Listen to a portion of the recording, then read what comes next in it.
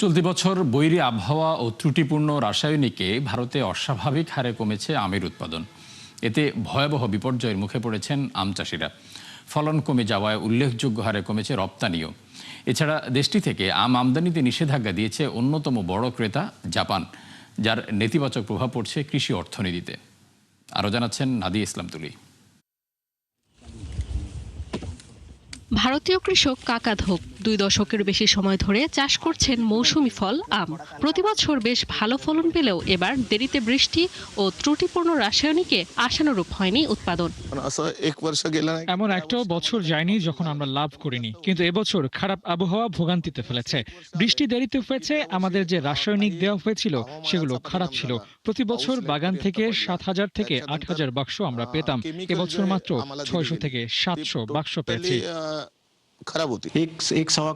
প্রতি বছর 1.25 কোটি টাকার বাক্স বানালেও এবার আমের ফলন কম হওয়ায় উৎপাদন নেমেছে অর্ধেক। আমরা 12 ট্রাকের অর্ডার পেয়েছিলাম, কিন্তু সেই ট্রাকগুলোর মধ্যে 3-4টির মজুদ এখন অবিকৃত অবস্থায় পড়ে আছে। গেল বছর $56 মিলিয়ন আম ও $80 মিলিয়ন আমের পাল্প রপ্তানি করে ভারত। তবে এবার বৈরী আবহাওয়ায় ধস নামে আমের ফলনে। এতে চলতি বছর উল্লেখযোগ্য হারে কমেছে রপ্তানি।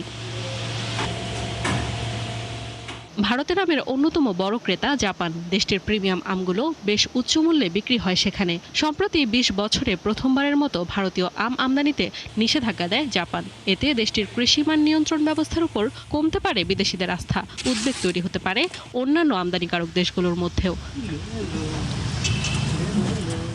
তথ্য বলছে 2024-25 সালে বিশ্বের বৃহত্তম আম উৎপাদনকারী দেশ ভারত উৎপাদন করে 28 মিলিয়ন টন, যার আনুমানিক বাজার মূল্য $2.3 বিলিয়ন। ধারণা করা হচ্ছিল 2030 সালের মধ্যে এটি $3.1 বিলিয়ন পৌঁছাবে। তবে বর্তমান নাজুক পরিস্থিতিতে লক্ষ্যমাত্রা পূরণ নিয়ে তৈরি হয়েছে শঙ্কা।